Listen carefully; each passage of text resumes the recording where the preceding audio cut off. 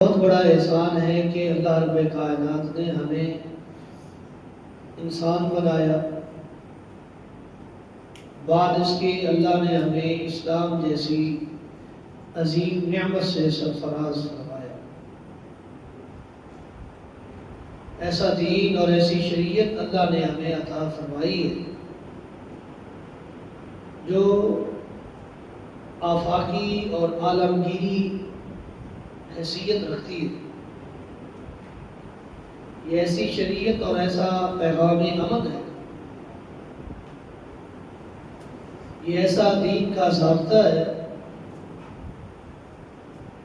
جو محمد رسول اللہ صلی اللہ علیہ وسلم سے لے کر رہتی دنیا تک، قیام قیامت تک یہ دین اور شریعت، اس کے ماننے والے، اس پر عمل پیرا ہونے والے اس دھرتی پر رہیں گے۔ جب اس دین کو ماننے والا اس دھرتی پر کوئی بھی باقی نہیں رہے گا، پھر اللہ رب کائنات کی طرف سے قیامت قائم ہو جائے گی۔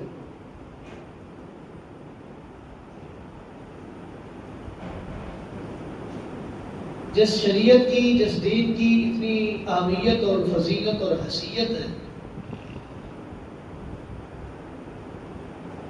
وہ پیغام اسلام، وہ پیغام امن ہمیں کچھ ضابطے اور اصول بھی بتاتا ہے۔ وہ ضوابط، وہ اصول ہم میں سے ہر ایک کے لیے لازم اور ضروری ہے۔ اگر کسی نے ان ضوابط کو، ان اصولوں کو پسے پش ڈالا، چھوڑ دیا، اپنی مرضی کی، منمانی کی، وہ اس دنیا میں رہ تو رہا ہے لیکن اس طرح رہنے کا حق ادا نہیں کر رہا جس طرح اللہ نے انسان کو رہنے کا حکم دیا ہے۔ اللہ فرماتے ہیں لَقَدْ كَانَ لَكُمْ فِي رَسُولِ اللَّهِ أُسْوَةٌ حَسَنَةٌ، تمہارے لیے میرے پیغمبر جناب محمد رسول اللہ صلی اللہ علیہ وآلہ وسلم کی حیات طیبہ، اسوہ، قدوہ، نمونہ اور رول ماڈل اور آئیڈیل ہے۔ آپ کی شریعت، آپ کا یہ پیغام امن، پیغام دین، پیغام شریعت، پیغام وحی جو اللہ نے محمد رسول اللہ صلی اللہ علیہ وسلم پر نازل فرمایا ہے، اس پر اسی طرح عمل کرنا ہے جس طرح محمد رسول اللہ صلی اللہ علیہ وسلم نے بیان کیا ہے۔ ذرہ برابر اس میں کمی کی بھی گنجائش نہیں اور ذرہ برابر اس میں زیادتی کی بھی گنجائش نہیں ہے۔ اگر کوئی شخص ایک ذرے کے برابر اس میں کمی کرے گا، وہ دین میں نقص کا مرتکب ہے، اور جو شخص اس شریعت اور پیغام وحی میں ذرہ برابر بھی زیادتی کرے گا، وہ دین میں غلو کا شکار ہے۔ دین جس طرح اللہ نے نازل فرمایا ہے اسی کے مطابق اس پر عمل کیا جائے اور اسی طرح عمل کرنے کا حکم بھی ہے۔ دین کسی کی منمانی، کسی کی خواہش، کسی کی چاہت، کسی کی آرزو، کسی کی تمنا کا نام نہیں۔ دین تو وہ ہے کہ جس وحی کو اللہ نے محمد رسول اللہ صلی اللہ علیہ وسلم پر نازل فرمایا، اللہ نے فرمایا اتبعوا ما انزل الیکم من ربکم ولا تتبعوا من دونہ اولیاء۔ اے میرے پیغمبر، آپ نے بھی اس وحی کی اتباع کرنی ہے جو ہم نے آپ پر نازل کی ہے۔ جب محمد رسول اللہ صلی اللہ علیہ وسلم کو اتباع وحی کا حکم ہے تو ہم کون ہیں کہ ہم اتباع وحی نہ کریں، اپنی مرضی کریں، اپنے بزرگوں کی بنائی گئی، گھڑی گئی، وضع کی گئی شریعت پر عمل کریں اور پھر یہ بھی کہیں کہ ہم جنت میں چلے جائیں گے؟ ہو نہیں سکتا۔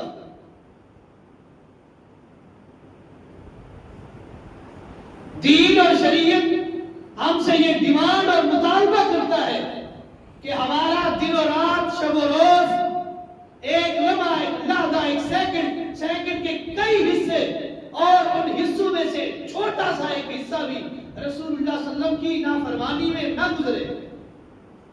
اس لیے کہ زندگی کا کوئی پتہ نہیں، کوئی علم نہیں، کوئی نہیں جانتا کب کس کو موت آئے گی. موت کا وقت مقرر ہے، ہر شخص پر موت نے آنا ہے، لیکن کوئی جانتا نہیں کہ موت کب آئے گی. ہو سکتا ہے اللہ اور اس کی رسول کی نافرمانی کرتے ہوئے موت آ جائے تو کیا بنے گا؟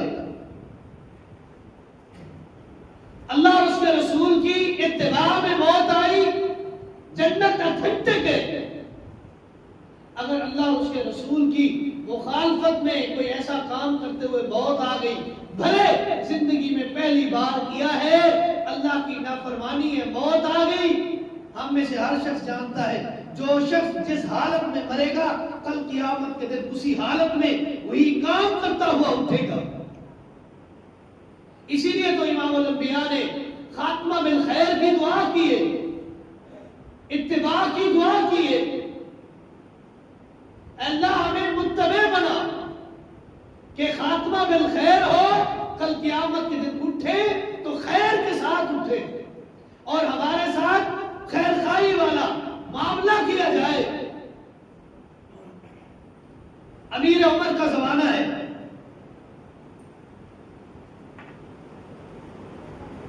امیر عمر کے زمانے میں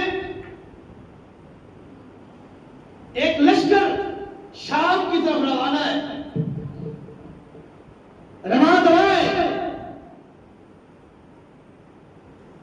شام کے ملک میں ابھی نہیں پہنچے تھے، خبر ملی، معلومات حاصل ہوئی، انفارمیشن کنوے ہوئی کہ شام کے ملک میں طاعون کی بیماری نے وبائی شکل اختیار کر لی ہے. وبا پھیل چکا ہے طاعون کا. طاعون ملک کے شام میں پھیل چکا ہے. امیر عمر رضی اللہ تعالیٰ عنہ نے قافلے کو وہیں روکا کہ خیمے لگا لو، یہاں رک جاؤ. آپ میں سے کسی کے متعلق، کسی کے پاس اس چیز کے متعلق اللہ کا قرآن یا رسول اللہ صلی اللہ علیہ وسلم کی وحی کا کوئی حصہ موجود ہو کہ امام الانبیاء نے ایسی حالت میں، ایسی سچویشن میں، ایسی کنڈیشن میں امام الانبیاء نے ہمیں کیا تعلیم دی ہے، مجھے بتلائیے تاکہ اس کے مطابق فیصلہ کیا جائے. امیر عمر رضی اللہ تعالیٰ عنہ جلیل القدر صحابی ہیں، جن کی عظمت، جن کی شان، مکرمت، رفعت کا کوئی انکار نہیں کر سکتا، جن کے متعلق امام الانبیاء نے فرمایا لو کان بعدی نبی لکان عمر، اگر میرے بعد کسی نبی نے آنا ہوتا تو امیر عمر رضی اللہ تعالیٰ عنہ کو اللہ رب کائنات نبوت سے سرفراز فرماتے، فیصلہ کر سکتے تھے. اپنی سوچ کو، اپنی رائے کو لوگوں پر مسلط کر سکتے تھے، لیکن انہوں نے کیا فرمایا؟ کسی کے پاس اس سچویشن اور حالت اور کنڈیشن کے متعلق اللہ کے رسول کی، اللہ کی وحی کا کوئی حصہ موجود ہے، حدیث رسول ہو یا اللہ کا قرآن ہو، جس سچویشن کے متعلق سلوشن پیش کرے، حل دے. کسی نے کوئی جواب نہیں دیا. مہاجرین سے پوچھا گیا، خاموشی. انصار سے پوچھا گیا، انہوں نے خاموشی ساتھ لی کہ ہمارے پاس کوئی علم نہیں، ہمیں کوئی انفارمیشن نہیں، ہمارے پاس وحی کا کوئی ٹکڑا اور حصہ نہیں ہے جو اس کنڈیشن اور سچویشن کا سلوشن اور حل پیش کر سکے. خیمے لگے ہوئے، لوگ رکے ہوئے ہیں. کچھ دیر کے بعد قافلے کے پیچھے سے صحابی رسول عبد الرحمن بن عوف رضی اللہ تعالیٰ عنہ آئے. انہوں نے پوچھا کیوں خیمہ سنگو، خیمے کیوں لگا لیے، شام اب نزدیک ہے، رک کیوں گئے، سٹے کیوں کر لیا، وجہ کیا ہے؟ بتایا گیا کہ ملک شام میں طاعون کی بیماری نے वबाई शक्ल इख्तियार कर ली है। अमीर उमर रज़ी अल्लाह तआला अन्हु ने उनकी मैयत में ये लश्कर जा रहा है, उन्होंने रोक लिया है, रुक जाओ। इमाम अल-अंबिया की हदीस, अल्लाह की वही इसके मुताल्लिक क्या कहती है? जब तक मालूमात नहीं मिलती हम ना आगे जाएंगे ना पीछे जाएंगे, यही स्टे करके बैठे। अब्दुल रहमान इब्न औफ रज़ियल्लाहु तआला अन्हु ने वही अमीरुल मोमिनीन उमर इब्न खत्ताब रज़ियल्लाहु तआला अन्हु को रसूलुल्लाह सल्लल्लाहु अलैहि वसल्लम की हदीस सुनाई। आप फरमाने लगे कि एक दिन मैं रसूलुल्लाह सल्लल्लाहु अलैहि वसल्लम की महफिल में बैठा हुआ था। आप अलैहिस्सलाम ने फरमाया कि जब किसी इलाके में कोई बीमारी, कोई डिजीज वबाई शक्ल इख्तियार कर ले तो उस इलाके में, इलाके से बाहर वाले अंदर न जाए और अंदर वाले उस इलाके को छोड़कर बाहर की तरफ न आए। इदा अतैतुम बिहा, जब किसी इलाके में ये बीमारी, ये वबाई शक्ल, ये वबाई अमराज उस इलाके को अपनी लपेट में ले रहे, तो मोहम्मद रसूलुल्लाह सल्लल्लाहु अलैहि वसल्लम ने फरमाया है कि उस इलाके में बसने वाले, उसके बासी अपने उस इलाके को छोड़े ना, और जो बाहर वाले हैं वो अंदर न जाए। अंदर वाले वला तखरुजू मिनहुम फिरारा, उससे फरार इख्तियार न करें, राह फरार इख्तियार करके इलाका बदल ना हो जाए, इलाका छोड़े ना। जब रसूलुल्लाह सल्लल्लाहु अलैहि वसल्लम की हदीस अमीर उमर रज़ियल्लाहु तआला अन्हु ने सुनी तो आपने हुक्म दिया कि हम मुल्क शाम की हुदूद से बाहर हैं, लिहाजा हम बाहर वाले हैं। हमारे लिए इमाम अल-अंबिया का हुक्म है कि आप इंटर न हो और अंदर वाले बाहर एग्जिट न हो। हम इसलिए इंटर नहीं होते, वापस चले जाते हैं। यहाँ रुककर मैं अपनी बात की वजाहत देने लगा हूँ। अमीर उमर रज़ियल्लाहु तआला अन्हु ने वही रुके रखा, काफिला रुका है, लोग रुके हैं, खैबर जन है, स्टे किया हुआ है, इस वजह से कि अल्लाह की शरीयत, अल्लाह के दीन का इल्म आ जाए, फिर उसके मुताबिक फैसला किया जाए। किसी की अपनी जाती राय, किसी का अपना जाती फिक्र, आपकी अपनी तमन्ना, आरज़ू, चाहत, आपका अपना ख्याल दीन नहीं बन सकता। दीन वो है जो अल्लाह ने मोहम्मद रसूलुल्लाह सल्लल्लाहु अलैहि वसल्लम के कल्बे अंदर पर नाज़िल किया है और जिसकी इत्तिबा का रब्बे कायनात ने अपने महबूब पैगंबर मोहम्मद रसूलुल्लाह सल्लल्लाहु अलैहि वसल्लम को हुक्म भी दिया है। और आपके हर एक उम्मती को यही हुक्म है कि आपने इत्तिबा करनी है उस शरीयत की, उस दीन की, उस पैगाम अमल की, उस पैगाम वही की इत्तिबा करनी है जो अल्लाह ने मोहम्मद रसूलुल्लाह सल्लल्लाहु अलैहि वसल्लम पर नाज़िल फरमाया है। दीन खेल तमाशे का नाम नहीं है, दीन किसी की चाहत का नाम नहीं है, दीन किसी की मंशा का नाम नहीं है। दीन उस चीज का नाम है जो अल्लाह ने मोहम्मद रसूलुल्लाह सल्लल्लाहु अलैहि वसल्लम पर नाज़िल फरमाई है। और उसकी दो शक्लें हैं, एक अल्लाह का कुरान है जो 30 पारों पर हुई, और दूसरा मोहम्मद रसूलुल्लाह सल्लल्लाहु अलैहि वसल्लम का फरमान है जो इस कुरान की तफसीर है। वो अल्लाह की दीन है, अल्लाह का शरीयत है, अल्लाह की नाज़िल करता ये पैगाम वही है। इसकी इत्तिबा करना मेरे ऊपर भी फर्ज है, हम में से हर शख्स पर फर्ज है। जो इस दीन को पसे पर डालेगा वो तबाह बर्बाद है, तबाही और बर्बादी उसका मुकद्दर है। दीन, राय, कियास, सोच, फिक्र, आराम, इन तमाम चीजों से पाक और मुबर्रा है।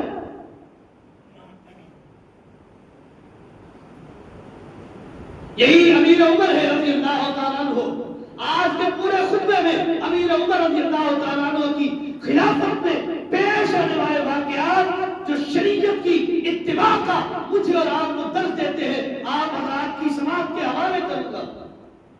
अमीर उमर रज़ियल्लाहु तआला अन्हु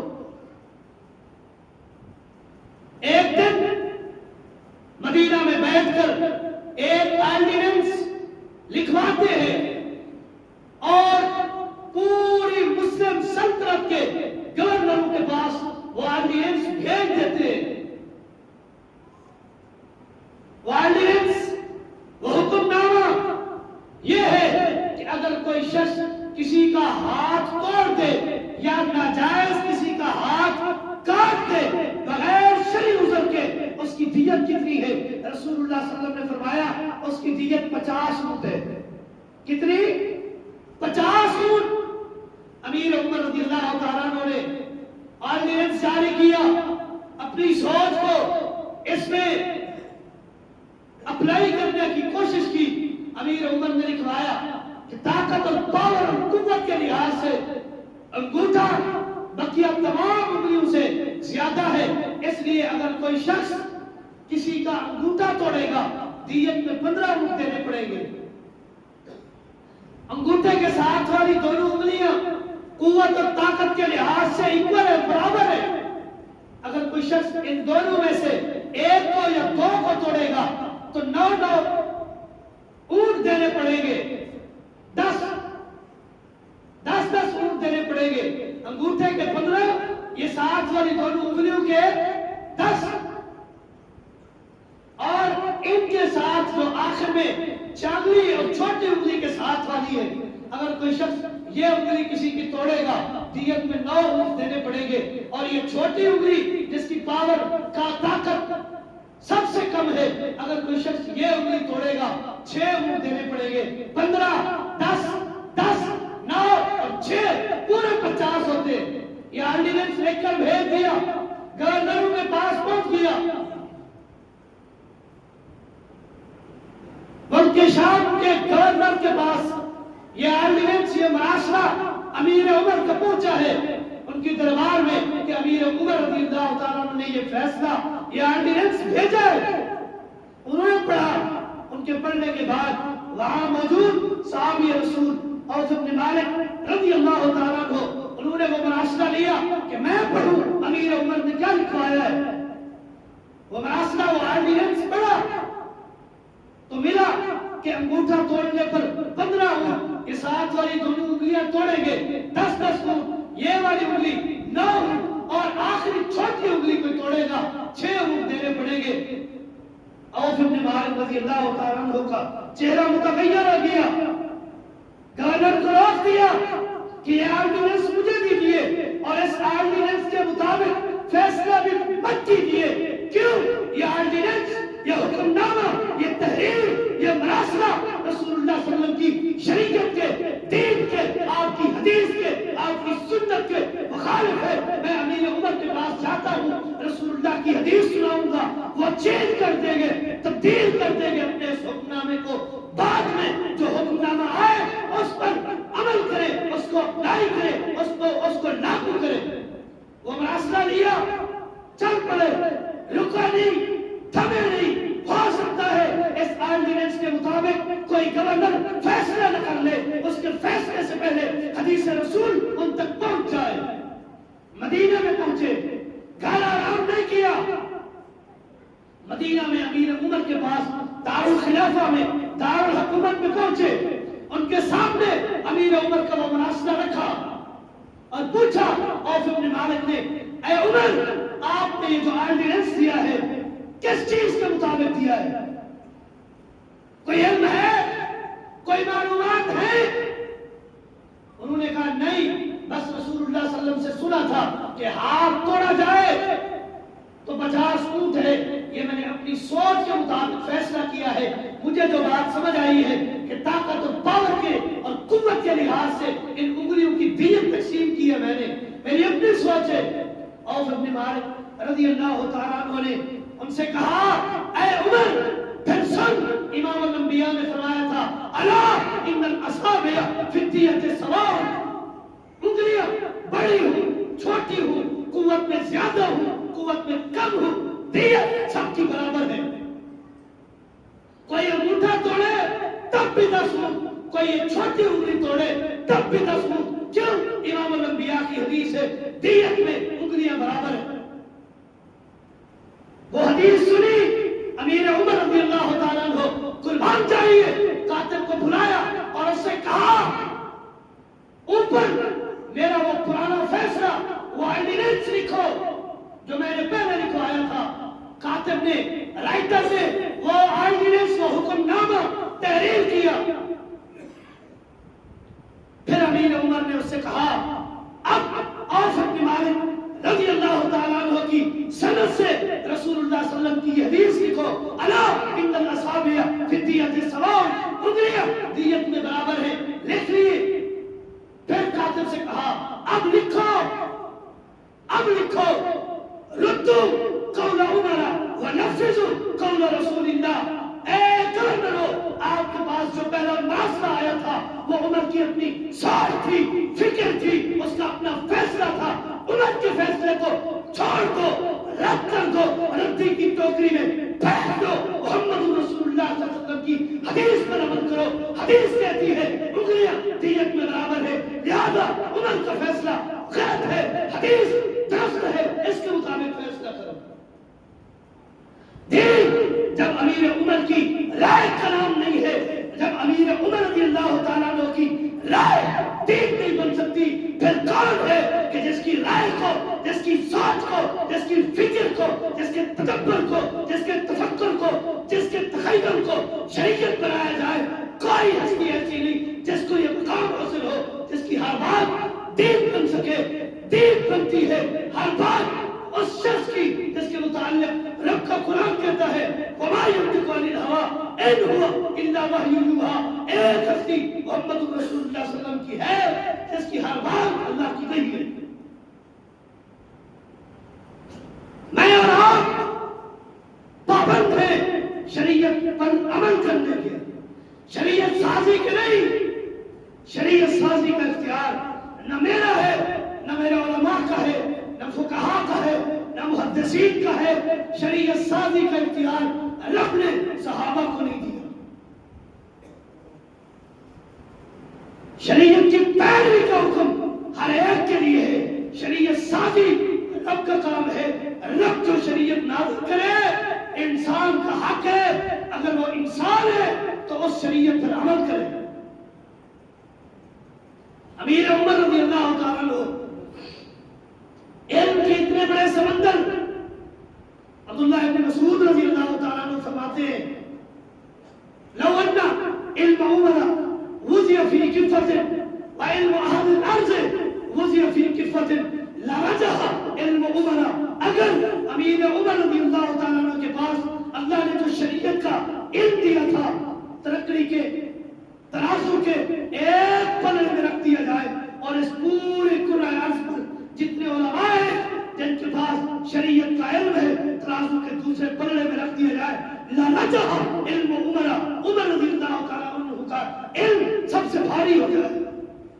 اتنے عظیم القدر، عظیم المرتبت، جلیل القدر صحابی جن کے پاس اتنا شریعت کا علم لیکن سوچ اس کی بھی دین نہیں بن سکتی، رائے اس کی بھی دین نہیں بن سکتی۔ دین وہ ہے جو اللہ نے نازل کیا ہے،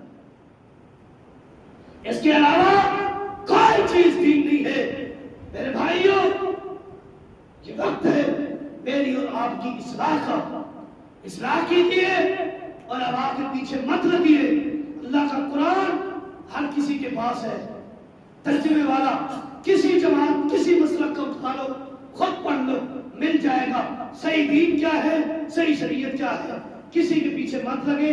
اللہ اور اس کے رسول کی نازل کردہ شریعت جو اللہ نے محمد رسول اللہ صلی اللہ علیہ وسلم پر نازل کی ہے اس کے مطابق زندگی گزارے، دنیا بھی کامیاب ہے، آخرت بھی کامیاب ہے۔ هذا ما عندي والله اعلم بالصواب وما توفيقي الا بالله۔